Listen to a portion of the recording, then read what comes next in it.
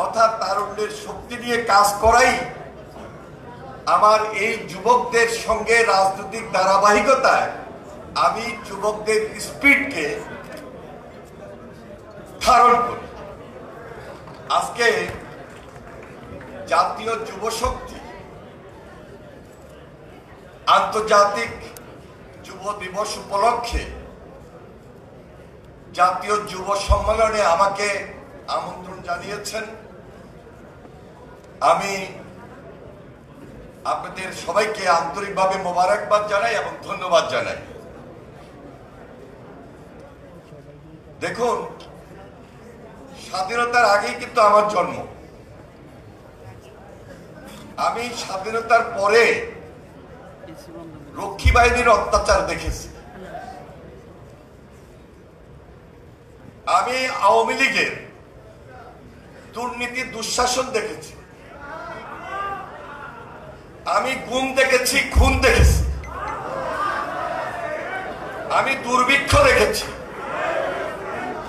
আমি ৭৫-এর ৭ই নভেম্বরের বিপ্লব এবং সংগতি দেখেছি।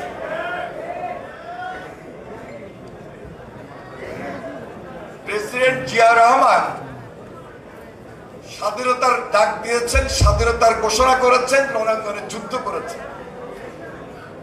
আমি সেই নেতৃত্ব দেখেছি। প্রেসিডেন্ট জিয়া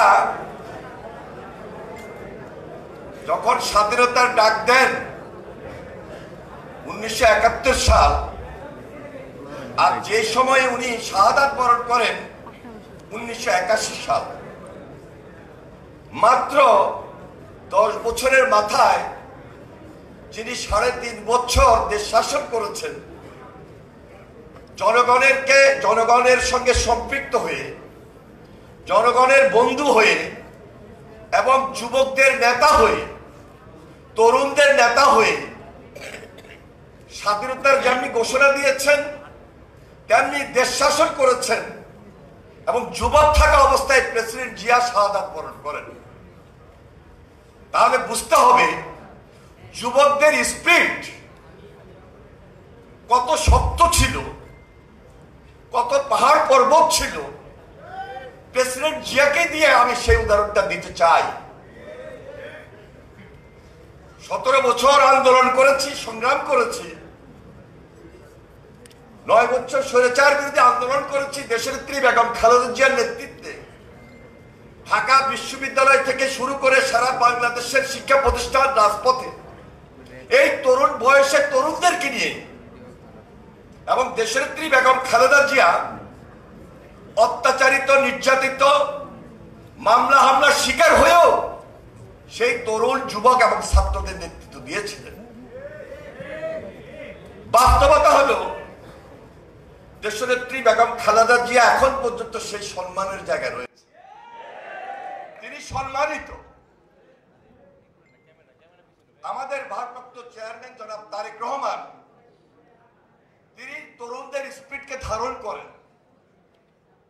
দেশের বাইরে বসেও নির্যাতিত হয়ে যেমনি তরুণদেরকে একত্রিত করার চেষ্টা করেছেন।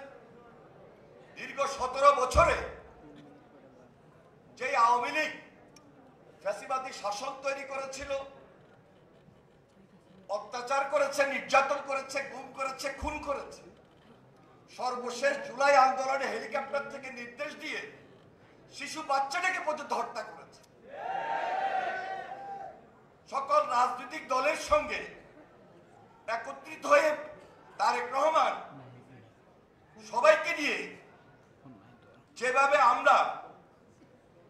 জুলাই আন্দোলনের এই ছাত্র, এই যুবক, এই তরুণরা একত্রিত হয়ে ফ্যাসিবাদের বিরুদ্ধে সর্বশেষ লড়াইটা করেছে। আমার মনে আছে সেদিন ডিবি অফিসে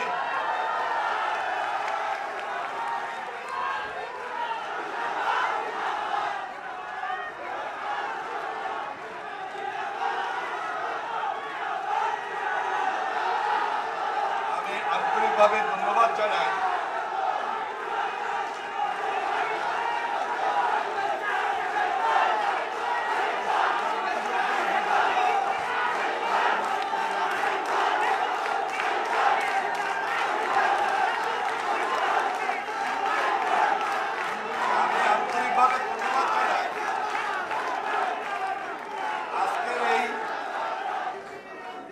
সম্মেলনের প্রধান অতিথি সাবেক উপদেষ্টা জাতীয় নাগরিক পার্টির চেয়ারম্যান নাহিদ ইসলামকে আন্তরিকভাবে মোবারকবাদ জানাই। দেশনেত্রী বেগম খালেদা জিয়ার পক্ষ থেকে আন্তরিকভাবে ধন্যবাদ জানাই জনাব তারেক রহমানের পক্ষ থেকে, এবং এই ধন্যবাদটি জানাচ্ছি আপনাদের সবাইকে। আমার বক্তব্য প্রায় শেষ পর্যায়ে চলে এসেছিল, এর মধ্যেই প্রধান অতিথি আমাদের মাঝে উপস্থিত হয়েছে। আরো যারা উপস্থিত আছেন, জাস্ট আপনাদেরকে সেই দিনটার কথা স্মরণ করে দিতে চাই, যা ধারাবাহিকভাবে বলে এসেছিলাম।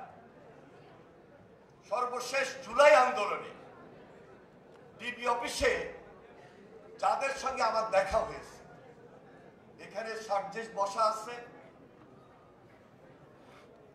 হাসনাত ছিল, আরেকজন সম্ভবত আমি জানি না প্রধান অতিথি সেদিন ছিল কিনা, থাকলেও আমার সঙ্গে সরাসরি দেখা হয় ডিবি অফিসে মনে আছে, জাহাঙ্গীরনগর বিশ্ববিদ্যালয়ে এর বাইরেও আর একজন ছিল।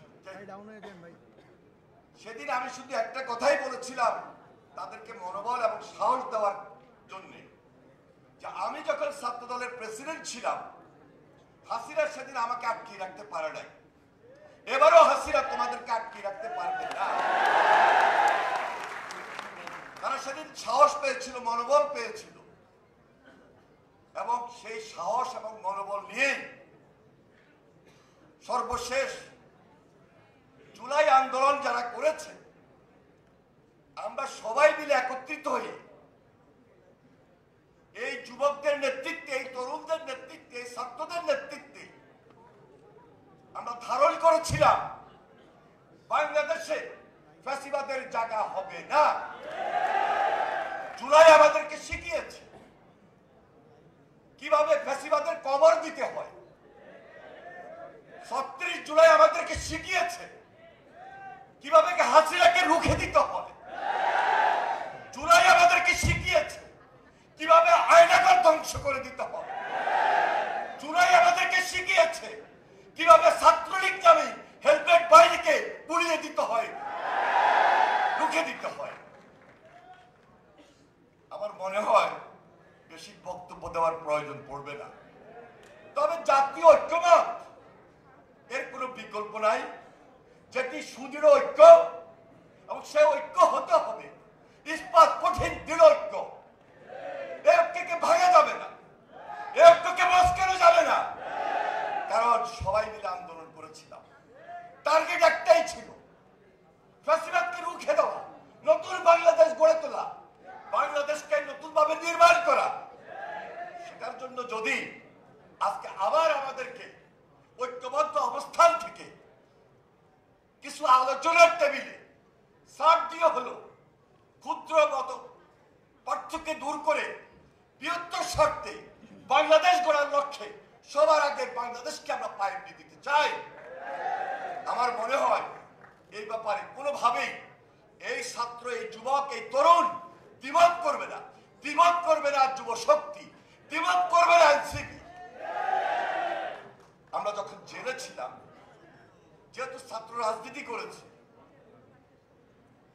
তখন সবসময় ধারণ করেছিলাম যে বয়সটা হয়তো বেশি হয়েছে, এখন আর যুবক নাই, এখন আর ছাত্র নাই, এখন আর তরুণ নাই, এই যুবকদের পিছনেই আমরা থাকবো। কিন্তু 5 তারিখের পর আমাদের এই তরুণদের, এই যুবকদের, এই ছাত্রদের ভাবমূর্তিকে ক্ষুণ্ণ করার জন্য কিছু কিছু ক্ষেত্রে লোভ দেখা দিয়েছে। লোভের ঊর্ধ্বে উঠে দেশের প্রয়োজনে যেহেতু রাজনীতি করছি, সম্মান এবং দেশ সেবাকে প্রাধান্য দিয়ে সেই টার্গেট নিয়েই আমরা এগিয়ে যেতে চাই। আমার দৃঢ় বিশ্বাস আগামী দিনে এই বাংলাদেশ যেমনি এখন রয়েছে হাসিনা মুক্ত, ফ্যাসিস্ট মুক্ত, যেমনি ওই পার্শ্ববর্তী দেশ, ওই ভারত যে ষড়যন্ত্রে লিপ্ত, আজকে যারা হাজার হাজার লক্ষ লক্ষ কোটি কোটি টাকা পাচার করে এখনো দেশ এবং দেশের বাইরে বসে ওই পার্শ্ববর্তী দেশের সহযোগিতায় পার্শ্ববর্তী দেশে বসে আমার দেশের বিরুদ্ধে, বাংলাদেশের বিরুদ্ধে, বাংলাদেশের রাজনীতিকে ধ্বংস করতে চায় খুব দূর থেকে কিশোর গ্যাংদের মাধ্যমে তাদেরকে অর্থায়ন করে শুধু আমার সঙ্গে আপনার সঙ্গে দুই একটা সেলফি উঠিয়ে তারা আমাদের এই অগ্রযাত্রাকে ব্যাহত করতে চায়। একটু সজাগ যদি থাকি, একটু সতর্ক যদি থাকি, ইনশাল্লাহ আমরা ঐক্যবদ্ধ বাংলাদেশ, নতুন বাংলাদেশ করতে সক্ষম হব। আপনাদের সবাইকে সংগ্রামী সালাম, অভিনন্দন জানিয়ে আমি আমার বক্তব্য শেষ করছি। খোদা হাফেজ। বাংলাদেশ জিন্দাবাদ, জাতীয়তাবাদী দল জিন্দাবাদ।